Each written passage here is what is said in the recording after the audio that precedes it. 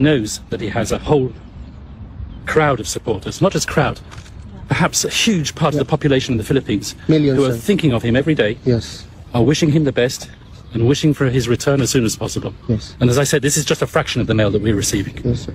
And I've been tasked to take this back today and to sort through it and to let him know, each and every person who is writing to him, because it means a lot to him. He knows that he has followers, he knows that he has supporters. I'm ready to answer any questions. Attorney, on behalf of the Filipino people, how is our former president? He's in good spirits. Would As you I said, he knows Okay, he knows. the sheer amount of mail that he's been receiving. Physically, he can't go through it. Okay. So he's asked me to do that. Okay.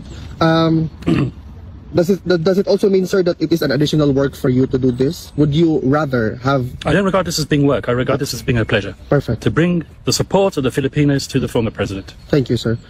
Also, sir, with respect to your statement respecting the judicial process, do we have a timeline for that, sir? The judicial process? Like in general, like is Well, it what I can months or perhaps reveal years? is that in the coming days, perhaps even today, perhaps tomorrow, perhaps at the beginning of next week, Okay. but no more than in 1 week, we'll be filing our jurisdictional challenge. Thank you, sir.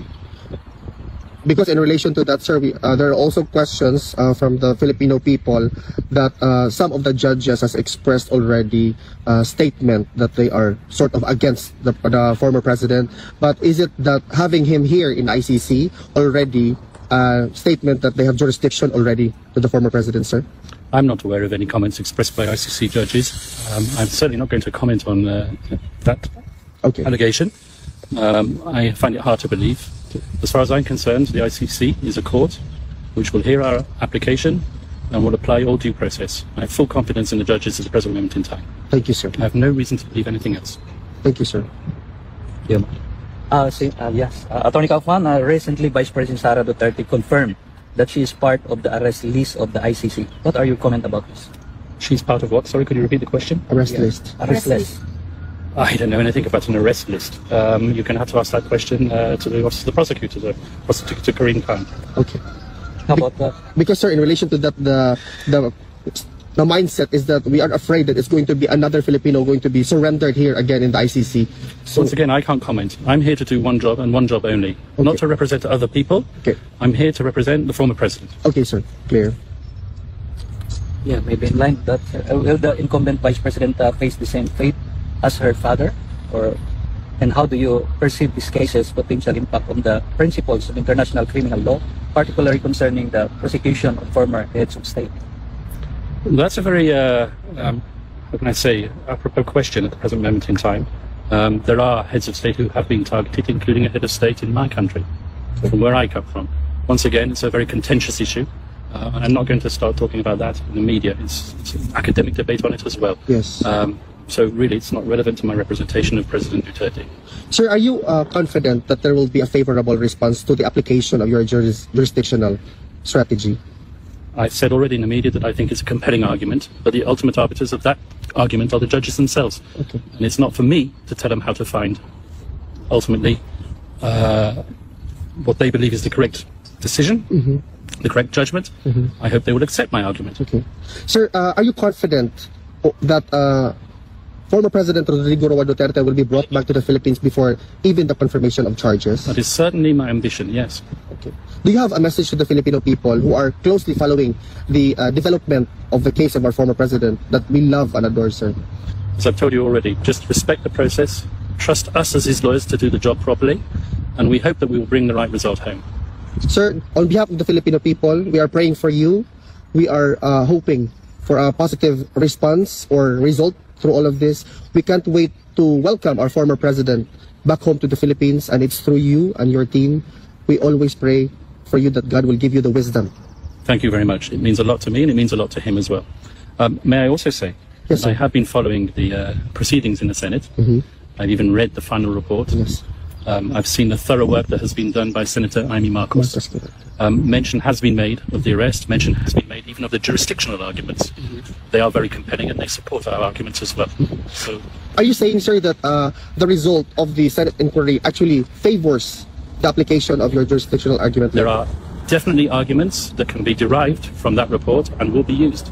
reference will possibly be made as well. Thank you so much for that, sir. We can't wait for you to tell us that your argument is accepted and the president will be brought back to the Philippines. Thank you very much. You're welcome, sir. Thank you so much for your time.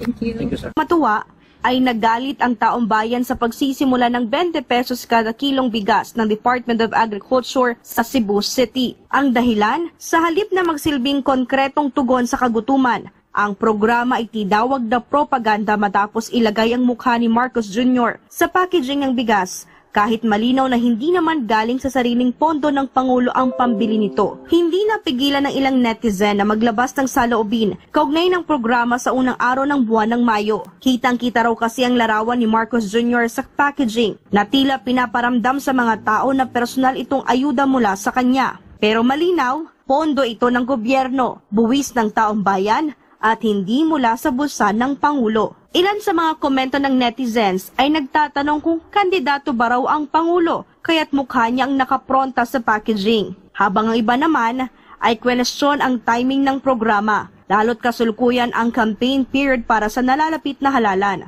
Kaugnay pa rin dyan, sinabi naman ni Agriculture Secretary Francisco Chu Laurel Jr.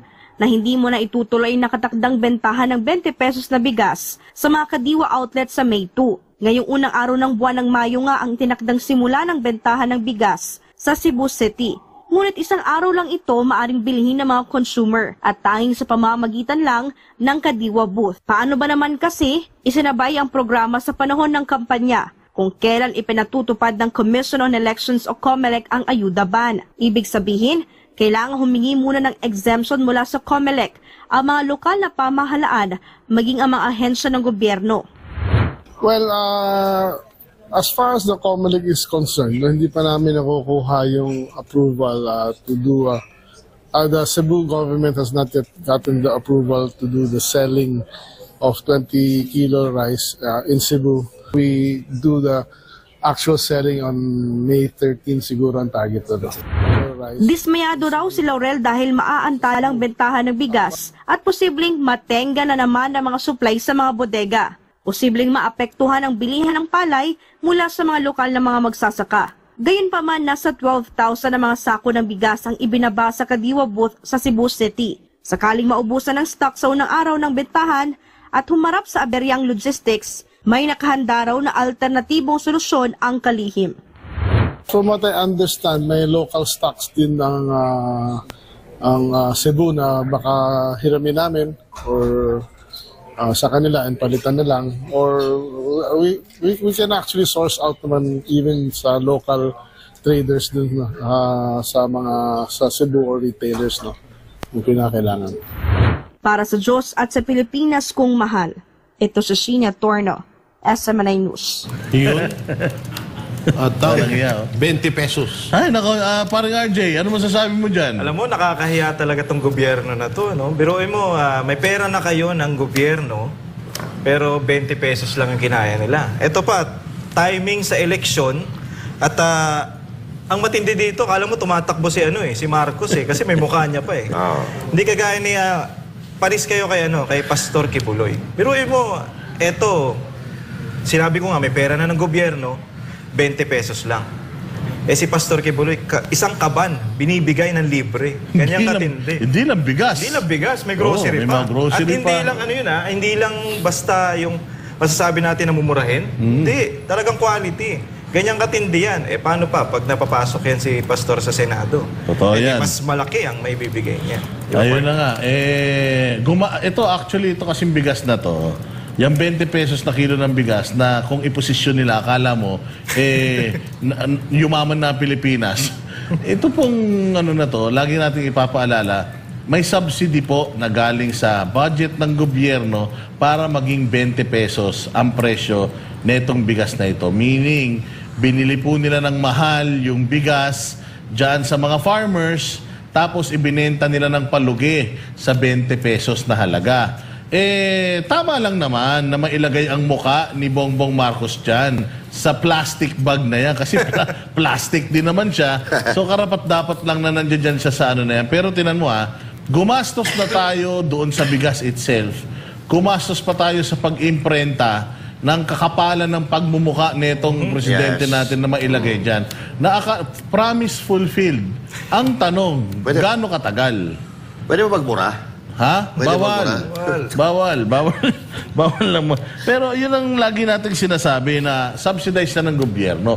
Lugi ang gobyerno dyan. Sa bawat isang kilong bigas na nabibili at ibinibenta dyan sa Cebu, merong pera ng gobyerno na nasasayang na dapat napupunta sa mas magandang mga proyekto. Correct.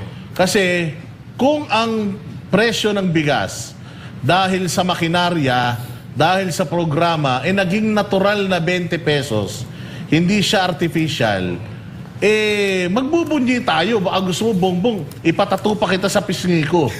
Oo. Kaya lang hindi. Pinipeke ninyo yung pinipeke ninyo yung mga tao, binubudol ninyo yung mga tao Hindi ba? 20 pesos nga ang benta, pero sa kabila naman nun, nalugi naman tayo. Kasi imagine kung nabili natin to ng 30. Itong bigas na ito, tapos ibinenta natin ng 20. Lugi tayo. So, lugi tayo. Ang masaklap nito, taxpayers' money, correct, yung ginastos natin para mabili ito, at ibinenta natin dun sa mga nagbabayad ng buwis. So, panigabagong paggigisa na naman ito sa sarili natin mantika. Partner Jay. At ang masama pa dyan, patando kasi yung mukha mo. Magteteng naman. Kasi walang ulam Magpinsan talaga sila, no? Ganyan din yun. Si Boy Ayuda, si Speaker Martin Romualdez, ganyan din. Nakasalpak din yung mukha niya doon sa plastic. So, ginayan din ngayon ni Marcos. Hindi, ito, lilinawin namin, itong bigas na to, kasi baka sabihin nila, hiling kayo ng hiling noon, Banateros, na ipatupad ni Marcos ang 20 pesos na bigas. Ayun na nga, noon. Ngayon na tinupad, bakit parang nagagalit kayo? Actually, yun ang nila, yun ang sinasabi nila. So, ganito kasi yan, una-una kasi dyan, ang maunang maapektuhan po dyan, yung mga kababayan nating mga magsasaka, na dapat, tapos ito pa, yung pera nga ng tax, yung mga nagbabayad ng buwis, parang ginisa na nga ulit tayo sa sarili nating mantika dyan. Bibilin ng mahal, tapos ibibigay sa atin ng mahal. Bakit nung time nung namimigay si Martin Romualdez ng ayuda, kung iisipin nyo maigi, parang parehas lang Ayuda rin yan. Parang nilagyan mo lang ng presyo yung ayudang ipinamimigay. At ang pinakamalupit pa dito, yung iba nga nagre-reklamo. Ang tanong kasi dyan, safe ba yan? At saka yung hanggang kailan yan? Hanggang kailan? Kasi ang kailangan ho natin, lifetime na mababang presyo. Lifetime. Yun talaga. Lifetime. English yun Lifetime na mababang presyo ng bigas. Hindi yung pagtapos ng eleksyon, mawawala na. At yung safe, syempre, hindi naman mga kahit nga matatanda, baka baka magka-impatyo kasi nga may mga nakikita akong mga video na may mga dilaw-dilaw, may mga itim-itim, may mga bukbok. So, paano naman yung mga kabataan na makakain niya? Ayun yung pinakatanungan niyan, hanggang kailan at yung safe ba yung bigas na yan? Master. Ayun. Sinasabi na promise fulfilled.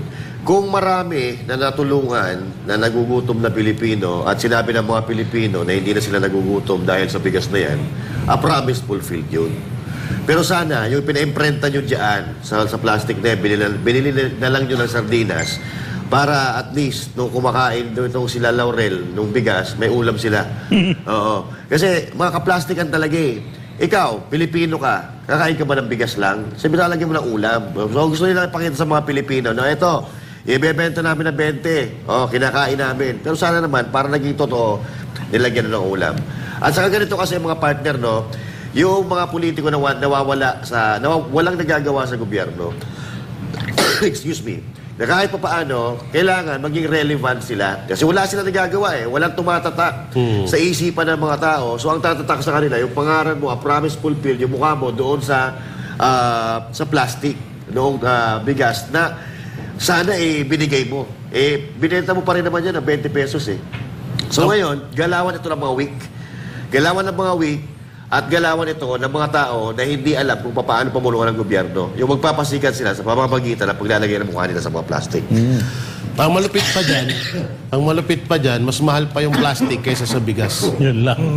Eh, yung mga ganyan, magkano din yan eh. Yung may mga print na plastic. Eh, mas mahal pa ata yung plastic. Magkano yung nilalaman niya na bigas? Sabihin na natin 1 kilo or 3, di 60 pesos. Magkano yung paprint ng plastic? Nasa 100. Ay nako, sumasakit. Kailan po kaya mailalabas ng Marcos administration yung 20 pesos na halaga ng 20 pesos na halaga ng bigas kada kilo po?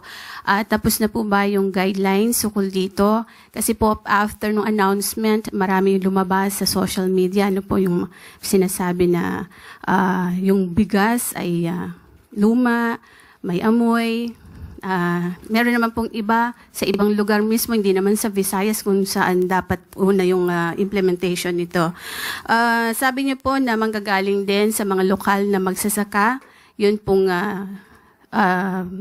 ibebentang 20 pesos na bigas. May we know po sino-sino yung mga magsasaka or kooperatiba na magiging source po o pagkukunan nitong bigas na ito? Unahin po natin ang mga katanungan ni Ms. Eden. Una po, pinapasinungalingan na po namin yung sinasabi sa mga balita na ito'y may amoy. Una, hindi pa po nag-roll out, kaya po ito ay masasabi natin isang disinformation. Pangalawa po, sinabi po ni Secretary Laurel na ang una pong ilo-launch po ito sa Cebu, May 1. So kung saan po ito ibebenta, ito po ay ayon na rin po sa guidelines ng local government units.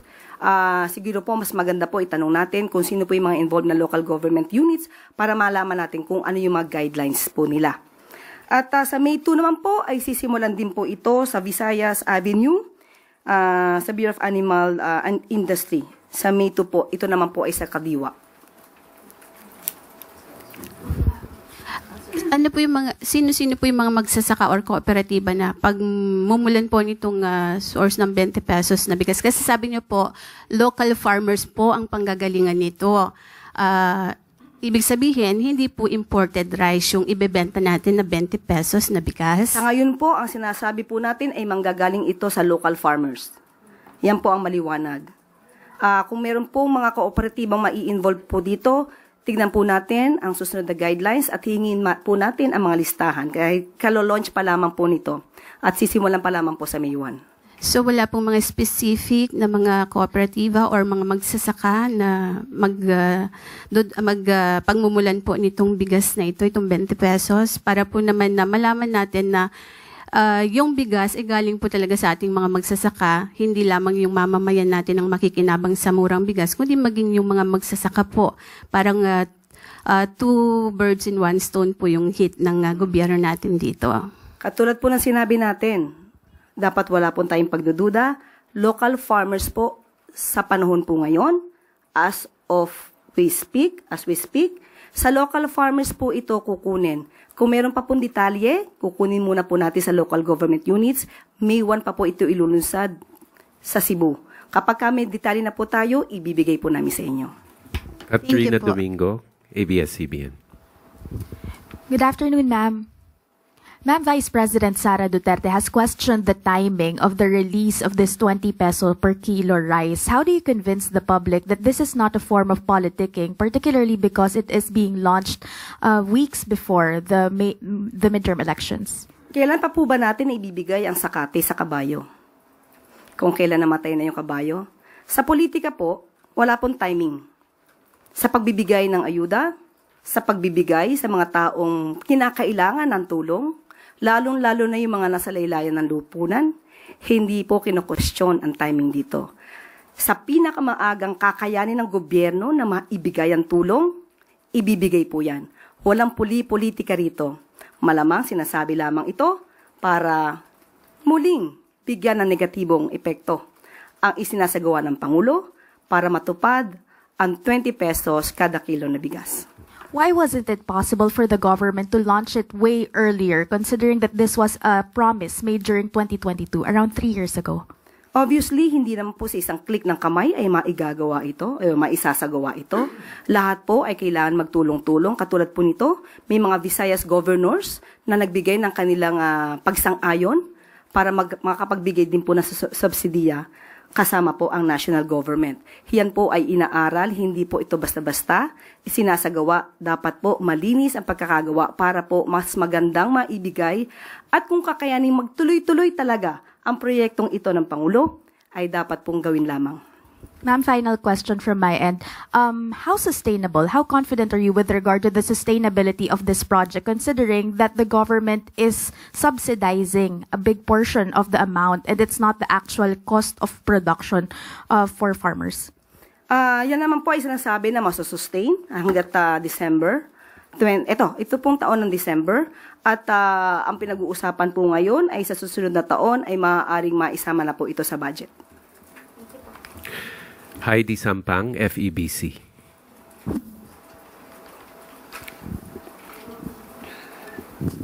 Good morning, Yusek.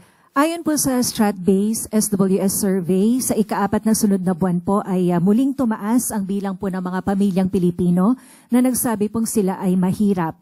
Nagtala po ito sa 55% noong April, katumbas po iyan ng 15.5 million kumpara po sa 14.4 million noong March. Ano po ang take dito ng palasyo at kung masasabi pa rin po ba natin na natutugunan po ng mga anti-poverty programs ng administrasyon ang sitwasyon po ng ating mga kababayan? Lahat po naman ng lehitimong survey ay kinikilala at kinukonsidera ng pamahalaang Marcos. At aking lamang pong i-quote ang sinabi po ni Secretary Balisacan. We understand that poverty incidence can be dynamic. In particular, self-rated poverty surveys are sensitive to inflation, particularly the price level of commodities commonly consumed, say food, transportation, etc., prevailing at the time of the survey versus what it was in the recent past. Dahil po dito, dahil mahalaga po ang kapakanan ng taong bayan kay Pangulong Marcos, papalawigin pa po ang mga programa para matugunan po ang mga isyu patungkol po sa kahirapan at kagutuman. Yan po ang talagang ninanais at pinapalawig pa po ang programa para ito po ay matugunan. Kabilang na po rito ang 20 pesos kada kilo na bigas. Nandiyan pa rin po ang programang Walang Gutom program ng DSWD. Idagdag pa po natin ang patuloy patungkol dito sa Pantawid Pamilyang Pilipino program at isama na rin po natin ang school-based feeding program. Ilan lamang po ito sa mga programa ng Pangulong Marcos para po maibsan ang anumang kahirapan na nadadanas ng taong bayan. Although sinasabi po natin na ang poverty incidence, according to Secretary Balisacan, ay dynamic po.